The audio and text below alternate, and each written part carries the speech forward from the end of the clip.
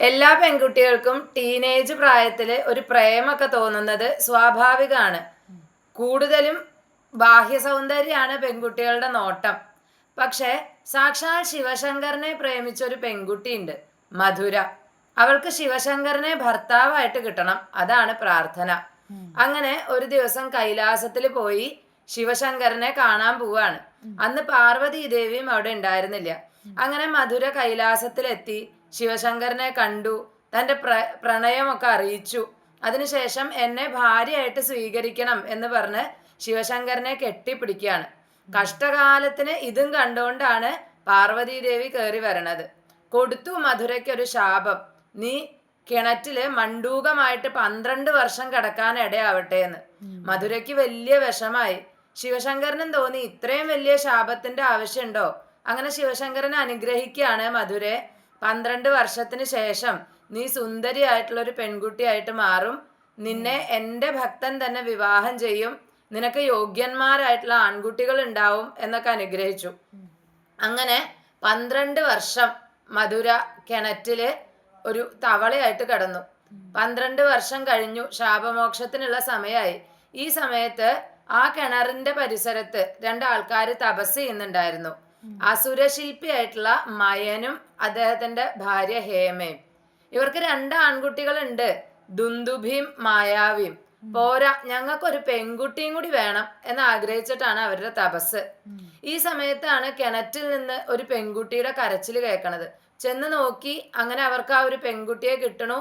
ആ പെൺകുട്ടിയെ എടുത്ത് വളർത്തുകയാണ്, മണ്ടോദരി എന്ന് പേരിട്ടു. അങ്ങനെ മയൻ പിന്നീട് മണ്ടോദരിയെ രാവണന് വിവാഹം കഴിച്ചു കൊടുക്കുകയാണ്. കല, സൗന്ദര്യം, ധർമ്മബോധം ഇതൊക്കെ ഉള്ളവളാണ് മണ്ടോദരി. എന്നിട്ടും എങ്ങനെയാ രാവണനെ പോലെയുള്ള ഒരാളുടെ ഭാര്യ ആവേണ്ടി വന്നത്? ഇതിന് 2 കാരണമുണ്ട്. ഒന്ന്, മയന്റെ ചിന്ത. മയൻ വിചാരിക്കുകയാണ്, ത്രിലോകങ്ങളെ കീഴടക്കിയവനാണ് രാവണൻ, വേദപണ്ഡിതനാണ്, സംഗീതജ്ഞനാണ്, ഇതിലും നല്ലൊരു ഭർത്താവിനെ തൻ്റെ മകൾക്ക് ഇനി കിട്ടാനില്ല എന്നൊരു ചിന്തയാണ് മയന്. അങ്ങനെയാണ് രാവണന് വിവാഹം കഴിച്ചു കൊടുക്കുന്നത് മണ്ടോദരിയെ. എന്നിട്ടോ ആർക്കും അഡ്ജസ്റ്റ് ചെയ്യാൻ ബുദ്ധിമുട്ടുള്ള ഒരു സ്വഭാവക്കാരനാണ് രാവണൻ. അത് സഹിക്കേണ്ടി വരികയാണ് മണ്ടോദരിക്ക്. പലപ്പോഴും രാവണന്റെ അധാർമികതകളെ ചോദ്യം ചെയ്യുകയും അതിനെതിരെ സംസാരിക്കുകയും ചെയ്യുന്നുണ്ട് മണ്ടോദരി.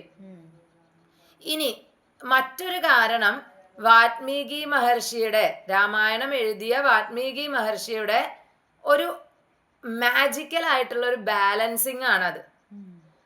രാമനും സീതയും, രാവണനും മണ്ടോദരിയും. രാമൻ ധർമ്മിഷ്ഠൻ, സീത ധർമ്മിഷ്ഠ. രാവണൻ അധർമ്മി, മണ്ടോദരി ധർമ്മിഷ്ഠ. ഇവിടെ മണ്ടോദരിയുടെ ധാർമ്മികത അത് രാവണന്റെ അധാർമികതയെ പ്രകടമാക്കാൻ വേണ്ടിയിട്ടാണ്.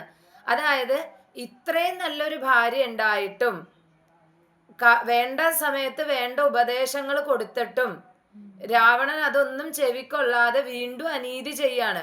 ഇതെന്തൊരു ദുഷ്ടതയാണ് രാവണന് എന്ന് നമ്മളെ, വായനക്കാരെ കൂടുതൽ മനസ്സിലാക്കിപ്പിക്കാൻ വേണ്ടിയിട്ടാണ് ഇങ്ങനെ ഒരു ട്വിസ്റ്റ് വാൽമീകി കൊണ്ടുവന്നിട്ടുണ്ടാവുക.